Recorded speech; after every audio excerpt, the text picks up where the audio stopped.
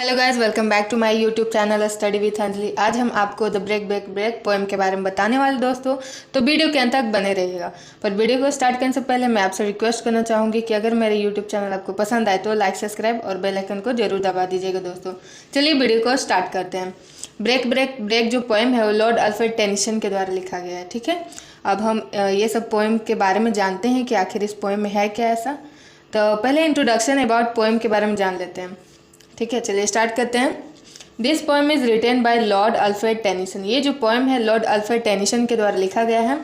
It is written during early 1835 and published in 1842। इसका जो poem का लिखावट हुआ था, लिखना स्टार्ट हुआ था 1835 में, लेकिन पब्लिश हुआ था 1842 में। This is an algae. ये एक एल्गी है। एल्गी वो होता है, एक लिटरेचर का फॉर्म होता है, उसको एल्गी कहते हैं। Which is written on the death of poet friend, जो कि लिखा गया है पोएट के फ्रेंड के ऊपर, जो कि उनके डेथ के ऊपर था। वो फ्रेंड का नाम क्या है? Author Henry Hallam. उस फ्रेंड का नाम है ऑथर हेनरी हैलम। इनके ऊपर ही लिखा गया है इस पोएम। ठीक है, अब हम आगे चलते हैं। He dies at the age of 22। His death affected Tennyson very much. देखो, ये जो पोइट हैं, उनका ऑथर हेनरी हैलम का जो डेथ हुआ था वो 22 साल की उम्र में हो गया था, लेकिन जो उनका डेथ था बहुत ज़्यादा इफेक्ट कर गया टेनिसन को। वो बहुत ज़्यादा मिस करते थे अपने फ्रेंड को। This poem has 4 stanza. इस पोएम का 4 गो स्टैंजा है। And every stanza have different different meaning in this algae. और हर एक स्टैंजा का अपना अलग अलग मीनिंग है। ठीक है, तो ये हुआ इंट्रोडक्शन अबाउट पोएम। अब हम चलते हैं इंट्रोडक्शन अबाउट पोएट। अब हम पोएट के बारे में इंट्रोड्यूस कराते हैं। चलिए देखते हैं। ही बोर्न ऑन 6 अगस्त 1809 इन लिंकोशियर। इनका जन्म 1809 में हुआ था लिंकोशियर में। एंड डाइज ऑन 6 अक्टूबर 1862। और इनका मृत्यु हुआ था 6 अक्टूबर 1892 को। He was a poet of Victorian age. और ये एक विक्टोरियन एज के पोएट थे। He was a very good poet. ये एक बहुत अच्छे पोएट थे। ठीक है, अब हम आगे जानते हैं कि और क्या क्या इनके बारे में हम जानते हैं और क्या क्या।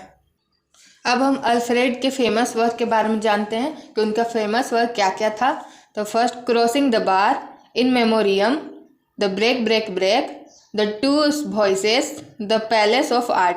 ये सब उनका फेमस वर्क था। फिर अब हम थीम देख लेते हैं गाइस कि इसका थीम है क्या ब्रेक ब्रेक ब्रेक पोएम का। तो देखते हैं। The main theme of the poem break break break is feeling of loss.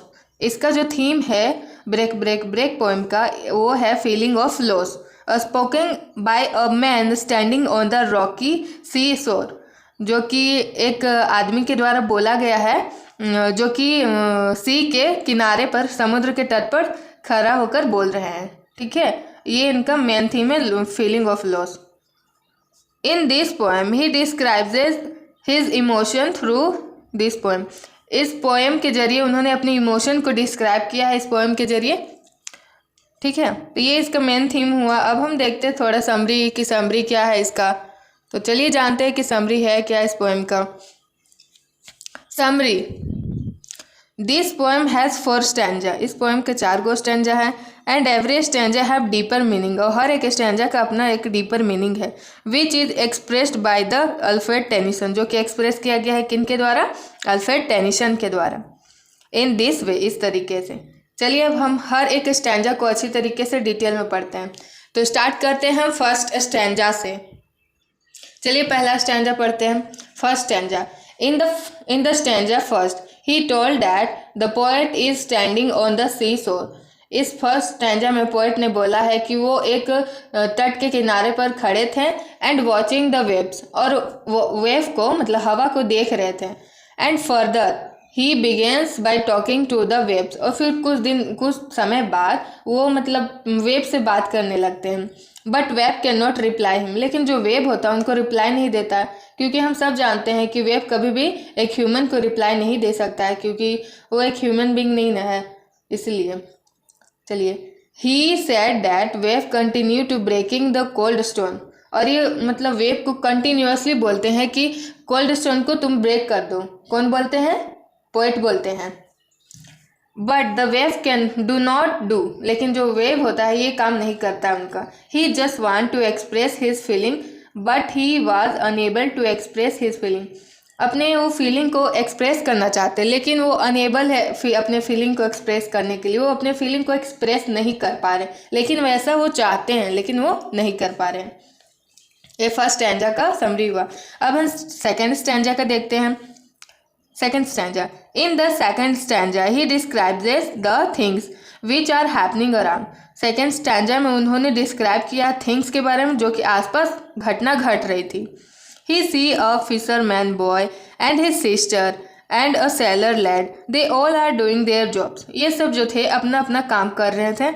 But the sailor lad who is singing a song and busy in expressing his emotion। लेकिन जो Saylor का बेटा जो था वो एक गाने को गा रहा था और अपने एक्सप्रेशन को, अपने इमोशन को एक्सप्रेस करने में बहुत ज़्यादा बिजी था। ठीक है, अब हम आगे देखते हैं कि फिर इस सेकंड स्टैंजा में और क्या है। चलिए देखते हैं। The sailor let see that his feeling was totally different from the other.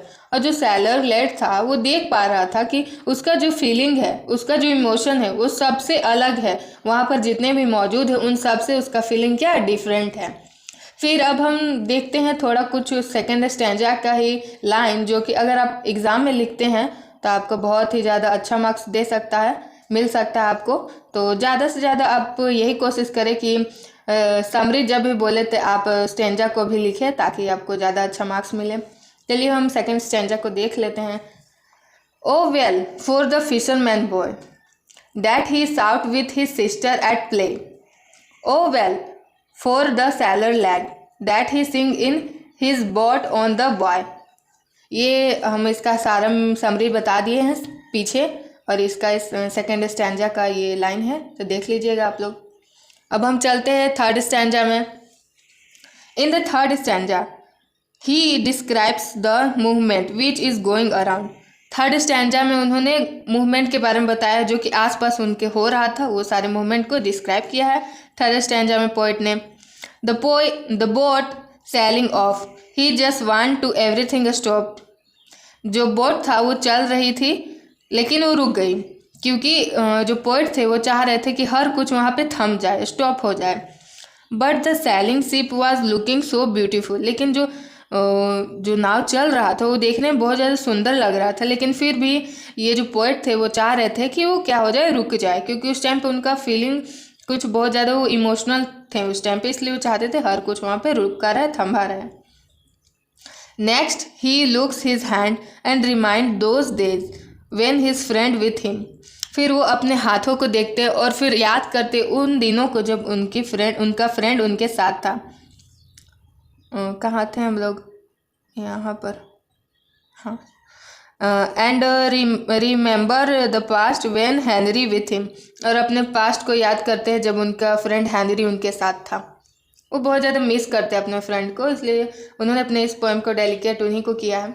अब हम फोर्थ स्टैंजा को देखते हैं कि फोर्थ स्टैंजा में क्या बोला है पोएट ने। चलिए फोर्थ स्टैंजा को देखते हैं। Fourth stanza, at the fourth stanza he repeats his words. Fourth stanza में उन्होंने अपने वर्ड को क्या किया, रिपीट किया है। Which is break break break. He dedicated this poem to his friend Henry Hallam. और अपने इस पोएम को डेलिकेट किया है अपने बेस्ट फ्रेंड हेनरी हेलम को। ठीक है, ये फोर्थ स्टैंजा में अपने वर्ड को दोबारा से रिपीट किया है। और अगर आपको नंबर बढ़वाने हैं तो गाइस आप ये वाला लाइन जरूर लिखिएगा। चलिए हम इसको भी पढ़ देते हैं। Break break break at the foot of the crags O sea, but the tender grace of a day that is death will never come back to me. ये लास्ट स्टैंजा है जो कि पोएम में लिखा हुआ था। So this is the fourth stanza of this poem. ये fourth stanza है इस पोएम का। The poet also said that will never come back to me in this line. He tolding about his friend will never come again in future time। ये मतलब इस line का मतलब यही होता है कि वो फिर से उनके पास नहीं आ सकता उनका फ्रेंड, तो वही बोल रहे will never come back to me. उनका फ्रेंड वापस नहीं आ सकते, क्योंकि हम सभी जानते हैं कि एक बार जब कोई व्यक्ति इस दुनिया को छोड़ के चला जाता है तो फिर दोबारा इस दुनिया पे कोई और रूप में जन्म लेके आता है, लेकिन फिर हमें वो व्यक्ति से मुलाकात नहीं हो पाती है गाइस। ठीक है, तो यही रहा हमारा आज का टॉपिक। ब्रेक ब्रेक ब्रेक ख़त्म हुआ। Thank you for video watching this.